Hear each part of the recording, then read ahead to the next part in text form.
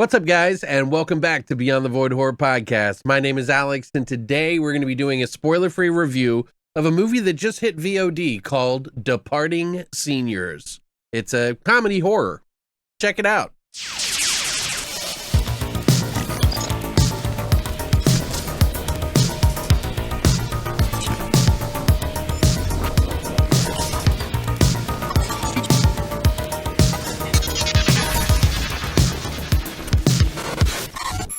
So this is a movie that I just kind of saw a trailer for. It was on VOD to rent, and I kind of just took the dive because it is one of those kind of movies that has like a slasher vibe with young audience with a twist, you know, kind of like they do with Happy Death Day. This is a little bit different, and I'll explain. So what is the story all about? After an incident of bullying, Javier, one of the wittier kids in the school, gets pushed down a flight of stairs. And when he wakes up, he suddenly has the ability to read people's minds through psychometry, which is the ability to be able to touch things and see the future or the past and know everything about somebody. Well, there just so happens to be somebody picking off the students in the school.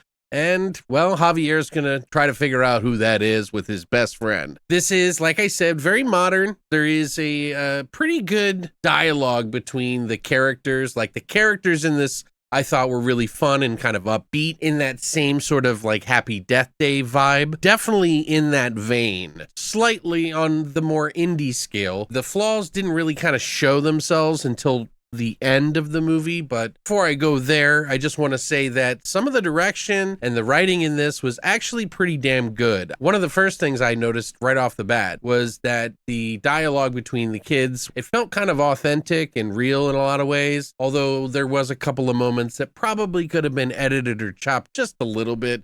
But it's really just nitpicky stuff there. The writing, on one hand, is authentic and flows really well, but in the same regard, it doesn't actually hit all the comedic beats 100%, and that may just be starting out woes, because this is a movie that was written by Jose Nateras, who is an actor, and he also just started writing on a TV show called Struts and Frets, and now his first feature film. This is also directed by Claire Cooney, who is also an actress. She had directed a few other films that were shorts, but this is her first feature film too. So both the writer and the director are kind of like showing their stuff on their first feature film here. And to be honest with you, this is not bad. It's not something that just blows me away or anything, but I think Claire definitely has a really good eye and an ear for the direction and sort of how to like get the characters to kind of get their very best. It seemed like she knew the scenes that would work the most. The writing, again, like I said, it did feel authentic, but it's kind of pulling some beats from some other stuff. Javier and his best friend Bianca are really fun together. They really kind of bounce off each other pretty well, and you can tell that they're really good friends. It really does work. Plus, you know, Javier being the lead role, he does a really good job of just being likable. Like, everybody's pretty likable in this movie, except for the people that aren't. And it seems very, I don't know, realistic. Although, you know, I'm a bit older, so what do I know? But yeah, this isn't like an overly like graphic, bloody film or anything like that. It does deal with some very serious subject matter, so it's not like all comedy. Like, it's not just silly comedy, over the top comedy. And, you know, we did have some laughs in there. I watched this with Christina, and she enjoyed it for the beginning especially. I think it sort of kind of starts to fall apart a little bit as it goes on. And to be honest, the slasher element in the movie was decent, but not amazing. Where the problem with this movie is where it kind of ends up and how it kind of gets tangled up in its own mess.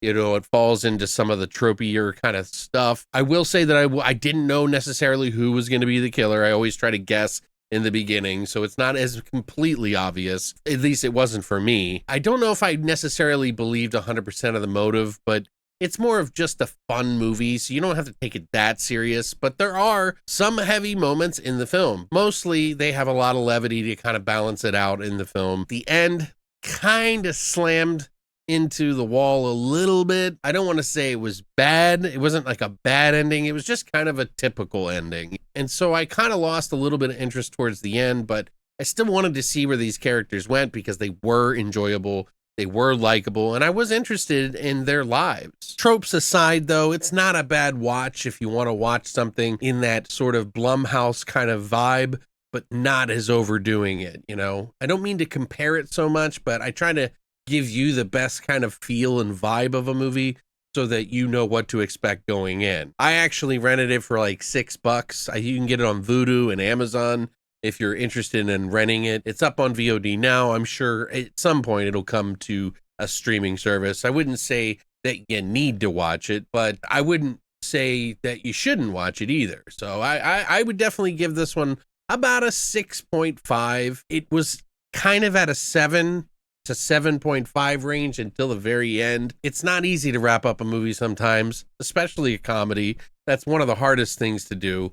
Comedies always wear themselves out by the end. So, you know, it's not a bad watch. Let's just put it that way. Definitely like to see more from the writer and more from the director, the good use of the camera, some interesting ideas and things that they did in the editing. Competent made film. Like, it really was very competent, and it's leaning more in towards the mainstream in that style, but it definitely is an independent film. So I think everybody did a really good job in this film. It wasn't the most amazing thing ever, but you might like it if you are into like Happy Death Day or Totally Killer. Those are going to be a little bit more on the comedic side. It's up for rent now if you want to check it out for yourself, or just wait for streaming services. I'll totally understand. I would love to hear what you think about this. The trailer definitely sold me. I like the elements of the like psychometry and stuff that they do in this, where he was touching objects. They even reference Dead Zone in the movie, so you know, it knows where it comes from. It just didn't do everything for me, but not a bad watch.